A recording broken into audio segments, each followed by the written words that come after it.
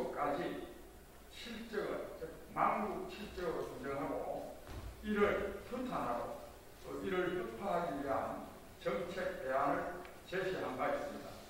오늘은 그 가운데 망국 육적인 탈원전 정책에 대해서 이 부당성을 제가 지적하고 그 대안을 제시하도록 하겠습니다. 그러면 준비된 정책 대명문을 발표하겠습니다. 장기표 국민의힘 대선 경선 후보 정책 발표. 사랑하는 국민 여러분, 저 장기표는 자아실현의 국민 행복 시대를 열기 위해 제20대 대통령 선거에 나섰습니다. 이에 따라 이 나라를 망국의 너퍼로 끌고 가는 망국 실적을 혁파하겠다고 지난달 26일 국민의힘 대선 경선 후보 등록 기자회견에서 공개 천명한 바 있습니다. 그 실적은 민주노총, 전교조, 대깨문, 공기업, 미친 집값, 탈원전, 주사파입니다. 이 중 제1적인 민주노총을 시작으로 매주 월요일과 목요일에 정책 시리즈를 순차적으로 발표하고 있습니다. 오늘은 망국 실적 중 제6적인 탈원전 혁파를 위해 탈원전 실적을 규정하고 이에 따른 3대 정책 공약을 밝히겠습니다. 탈원전 실인의 책임을 엄중히 묻습니다. 문재인 대통령은 선거 전에 영화 한 편을 보고 탈원전을 선거 공약으로 내걸었다고 알려져 있습니다. 그 후 대통령이 되자마자 초법, 탈법, 불법적으로 탈원전 정책을 밀어붙였습니다. 그랬던 문 대통령이 4년이 지난 올해 5월 21일에는 바이든 미국 대통령과 만나선 원전 사업 공동 참여, 해외 원전 시장 협력 강화 등 원자력 발전 시장 진출을 위한 한미 원전 동맹을 강화하기로 했습니다. 초법적이고 독단적인 정책 집행도 문제지만 이와 같은 느닷없는 정책 유턴으로 한국의 탈원전 정책은 비극 이전에 천극이 되어버렸습니다. 탈원전은 애당초 과학적, 산업적, 경제적으로 볼 때 추진되지 않았어야 할 정책입니다. 무엇보다도 우리나라 원자력 발전의 기술은 전 세계에서 가장 우수한 것으로 평가받고 있습니다. 이런데도 탈원전 정책을 추진하는 것은 참으로 어리석기 짝이 없는 정책이 아닐 수 없습니다. 이렇게 말도 많고 칼도 많은 탈원전을 밀어붙인 핵심 인물들이 있습니다. 이들은 국익에 대한 일체의 고려 없이 무개념으로 부하 내동했다고 밖에 달리 말할 수가 없습니다. 이들 7인은 탈원전과 관련하여 국민의 이름으로 대표적으로 고발되어 마땅한 인물들입니다. 저는 오늘 탈원전을 주도한 7인을 탈원전 실적으로 고발합니다. 지금까지 민주노총, 대깨문, 공기업, 미친 집값 등 망국 오적을 발표해왔지만 오늘은 7명의 인물을 선정하여 탈원전 실적으로 발표합니다. 탈원전 실적의 첫째는 문재인 대통령입니다. 탈원전의 감독이자 국가와 국민 앞에 막대한 손실을 안겨다 준 장본인입니다. 최근 문재인 대통령이 선언한 탄소 중립은 탈원전 정책은 실현 불가능하다는 것이 전문가들의 의견입니다. 그러나 문재인 대통령은 전문가의 의견을 듣지 않은 채 탄소 중립을 먼저 선언하고 나중에 이를 짜 맞추려 했습니다. 이런 연유로 이미 산자부 공무원은 불법적 방법으로 자료를 만들고 감사가 들어오자 그 문서들을 밤중에 불법적으로 삭제하는 일을 발생시켰습니다.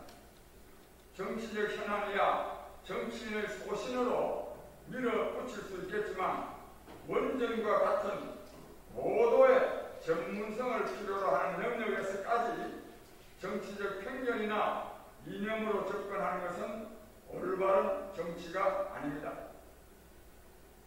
둘째는 양희 원영 의원입니다. 탈원전의 시나리오 작가입니다. 30년간 반핵운동을 해왔던 양희 원영 의원은 최근에 부동산 투기 의혹에 연루되어 윤미향 의원과 함께 민주당에서 출당 조치되었습니다. 내로 남불의 전형입니다. 양희 원영 의원이 국회의원이 되기 전에 반핵운동가로서 탈원전을 주장한 것은 이해할 수 있습니다. 그러나 국회의원이 된 이후에는 탈원전을 주장함에 있어 적어도 사실을 왜곡하면 안 됩니다. 양희 원영 의원은 2020년 10월 26일 KBS 심야 토론에서 월성 1호기 원전의 이용률이 60% 이하로 떨어져 경제성이 없다고 지적했습니다. 그러나 서울대학교 원자핵공학과 주항규 교수는 월성 1호기가 5월 말까지 가동한 후 12월까지 중단되었기 때문에 이용률이 낮게 나온 것이지 중수로 원전의 문제점이 아니라고 반박한 바 있습니다. 거짓말을 하거나 통계를 왜곡하는 정치인은 즉각 퇴출되어야 합니다. 셋째는 우원식 의원입니다. 탈원전 선동부장입니다. 우원식 더불어민주당 전 원내대표는 최근 지난 7월 28일 탈원전은 전력 불안이 없고 전기료 인상도 없고 사회 갈등도 없는 산무 정책이라고 밝힌 바 있습니다. 모두가 거짓말입니다. 탈원전으로 인한 사회 갈등은 아주 심각한 수준입니다. 전기료 인상은 비겁하게도 다음 정부에 넘겨지고 있습니다. 뿐만 아니라 원전이야말로 가장 안정적 전력 공급망이라는 사실은 이미 세계적으로 인정받고 있습니다. 이런 점에서 우원식 의원의 주장은 선동에 불과합니다. 넷째는 문미옥 차관 탈원전 국제 망신 배우입니다. 문미옥 차관은 차관에 임명되기 전 청와대의 과학기술보좌관 신분으로 국가의 명예를 크게 실추시켰습니다. 2017년 말 문미옥은 아랍에미레이트 아부다비에서 열리는 세계 원자력 장관회의에 파견됐었습니다. 그가 맡은 임무는 우리나라가 아랍에미레이트에 수출한 원자로의 안전성을 설명하고 추가적인 조치를 하는 것입니다. 그런데 문미옥 차관은 본인의 신분과 역할을 망각한 채 탈원전을 꺼내들고 홍보를 하고 왔습니다. 이는 마치 자동차 판매 후 서비스 기사가 고객에게 가서 차가 운전 중에 폭발할 수 있으니 조심하라고 경고한 것이나 다름없습니다. 문재인 정부는 이런 유의 인사들로 청와대와 내각을 채우고 공기업 임원을 낙하산으로 꽂아 놓았습니다.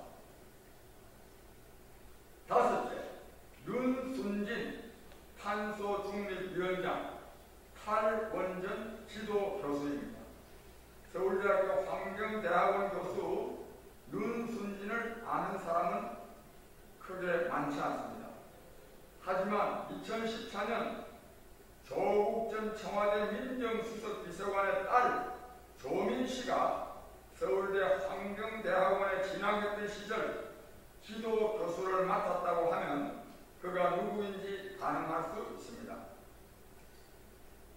4대강은 홍수와 가뭄에도 안정적으로 농사를 지을 수 있게 한 성공적 국책 사업으로 판명되었습니다. 그런데 윤순진은 4대강 사업 반대 인명부에 올라 있습니다. 4대강 사업 전면 재검토 국민 서명운동본부 집행위원 활동을 했기 때문입니다. 그런 그가 대통령 직속 탄소 중립위원장이 되었습니다. 그러나 탈원전은 탄소 중립과 양립할 수 없다는 것이 전문가들의 견해입니다.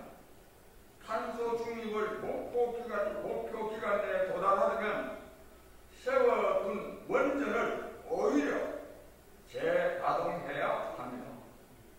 그런데 윤순진은 원전 산업 관계자들을 향해 부정적 전망을 거부했습니다. 또 그는 문재인 대통령이 사우디아라비아를 방문해 원전을 짓자고 했음에도 원전 수출이 쉽지 않을 것이라며 악담을 하기도 했습니다.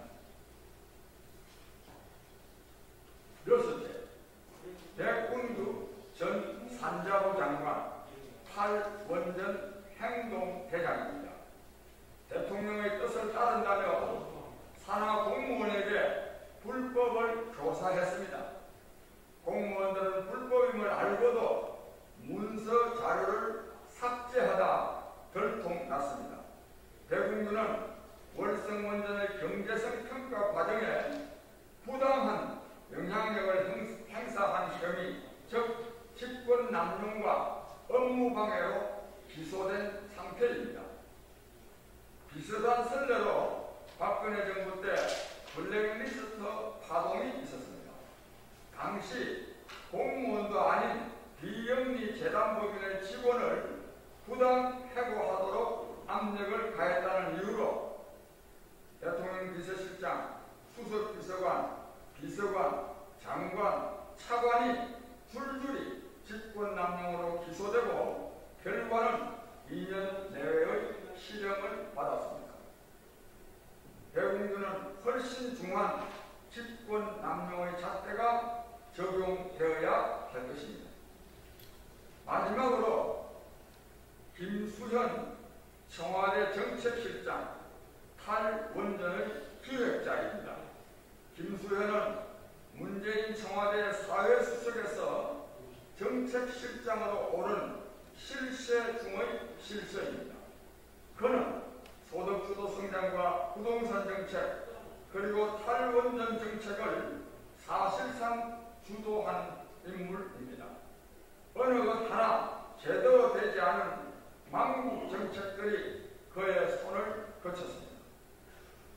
이들 탈원전 실적은 국가 재정을 심각하게 파탄내고 있습니다. 먼저 신한울 1호기 운영 허가 지연으로 하루에 11억 원씩 16개월간 5,400억 원의 추가 비용이 소요된다는 것이 한수원의 설명입니다. 경상북도 지역에서만 탈원전으로 인한 경제적 피해가 약 9조 5천억 원, 고용 감소는 연 인원 1,300만 명에 달할 것이라고 합니다.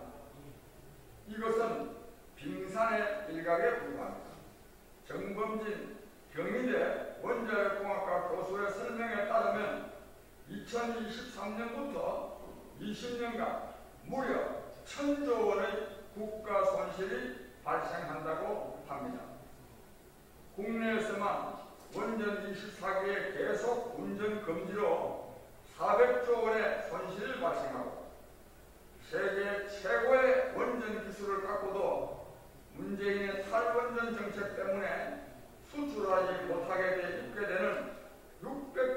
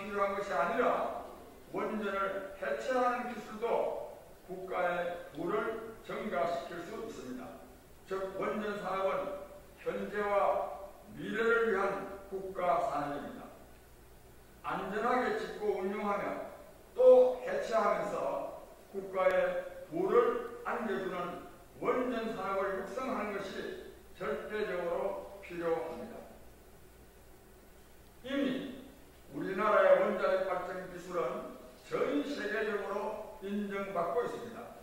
지난 2009년에는 한국형 원전 APR 1400을 아랍에미레이트 연합국에 수출하여 200억 달러치를 수주한 바 있고 운영 지원까지 합하면 400억 달러에 달하는 규모입니다.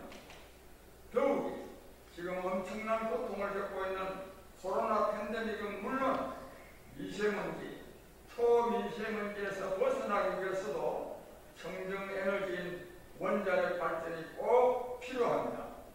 코로나 팬데믹이나 미세먼지, 초미세먼지 등이 탄소 원료에 의한 기후 환경 파괴에서 오기 때문입니다. 물론 원전 사고에 대해 불안감을 갖고 계시는 국민들도 많이 있습니다. 그러나 원전 안전성 자체가 또 하나의 산업이 될 수 있습니다. 지난 2019년 한빛 1호기 원전에서 원자로 핵심 설비인 핵분열 제어봉을 조작하다가 판단 실수로 폭발 위험을 부르는 열 출력 급정 사고가 났다는 보도가 있었습니다. 폭발한 것이 아니라 열 출력이 급정한 것입니다. 이를 방치하면 나중에 커다란 재앙으로 갈 수도 있을 것입니다. 많은 국민들이 이런 데서 불안을 느끼고 있는 것도 사실입니다. 그런데 생각을 바꾸면 여기서 국가의 부가가치는 또 정대될 수 있습니다. 안전한 운용을 위한 전문적 인력의 보강과 인공지능까지 동원한 안전성 확보를 위해 예산을 사용하는 것입니다.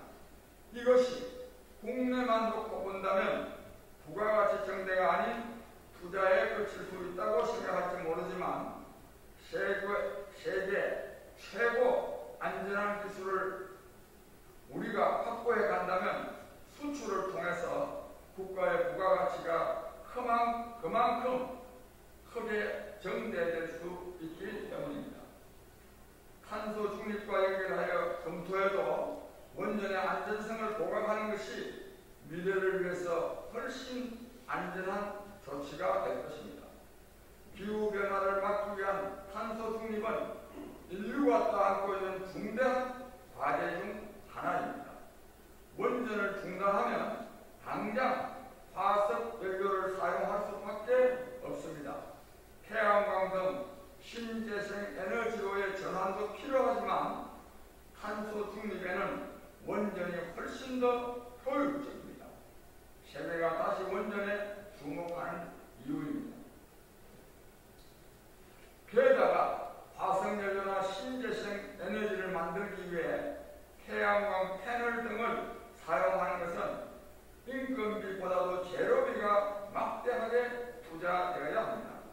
원전의 안전을 위한 전문 인력의 보강이나 연구 개발을 통한 기술력 확보에는 재료비가 아니라 인건비를 투입, 운영하게 되므로 국가가 재정을 투자하더라도 결국 연관된 일을 하는 국민의 소득 증대에 크게 기여하게 됩니다.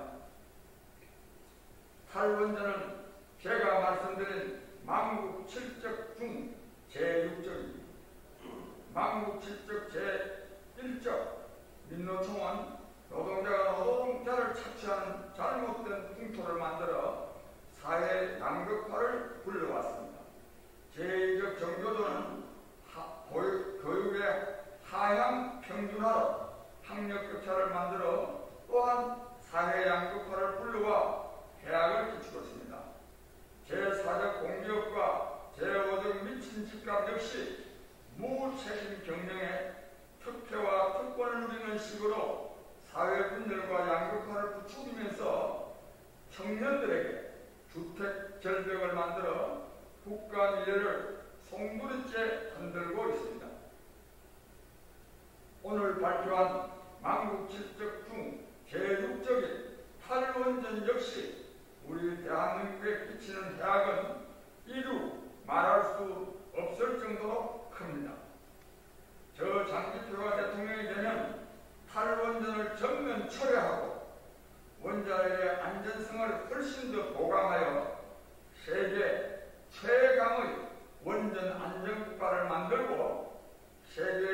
최강의 고부가가치가 원전에서 나오도록 하겠습니다.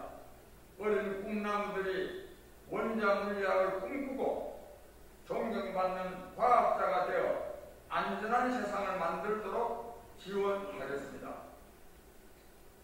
차범근, 박지성, 손흥민, 김연아, 김연경 등 스포츠 스타들이 세계인의 박수 갈채를 받고 있고 또 많은 돈을 버는 게 아주 자연스러운 일이죠. 과학 인재들이 세계를 안전하게 만드는 원자력 전문가가 되고 더 좋은 신기술을 개발해서 스포츠 스타들 이상으로 존경과 부러움의 대상이 되고 대접을 받도록 국가운영 시스템을 정비하겠습니다. 과학 천재 소리를 들으며 원자력 인재가 되기 위해 관련 학과에서 피지땀을 흘리며 공부하는 대학생, 석사 및 박사 과정 청년들에게 비록 제가 그린 길은 아니지만 세상을 많이 산 선배로서 이런 혼란을 끼친 점에 대해 진심으로 미안한 마음을 전하고 싶습니다. 부디 희망을 접지 마시고 계속 공부에 매진해서 안전한 나라를 만들어 주십시오. 원전 관계자 여러분이 국가의 희망입니다. 감사합니다. 2021년 8월 11일 국민의힘 대선 경선 후보 장기표. 감사합니다.